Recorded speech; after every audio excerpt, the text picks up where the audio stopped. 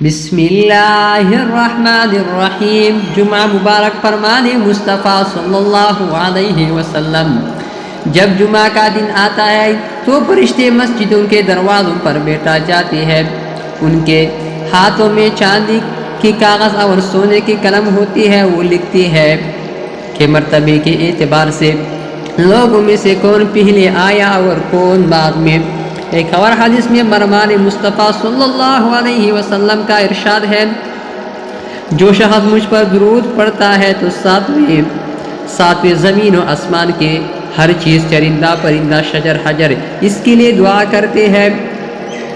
حضرت محمد صلی اللہ علیہ وسلم کا ایک اور ارشاد ہے، جب جمعے کا دن آتا ہے نبی کریم صلی اللہ علیہ وسلم نے فرمایا، جب جمعے کا دن آتا ہے تو مسجد کے ہر دروازے پر فرشتے کھڑے ہو جاتے ہیں اور سب سے پہلے آنے والے اور پھر اس کے بعد آنے والوں کو نمبر وار لکھتی جاتی ہے۔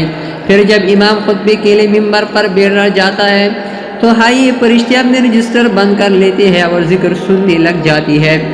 حضور صلی اللہ علیہ وسلم سے پوچھا گیا، کسی وجہ سے اس کا دن جمعہ رکھا گیا؟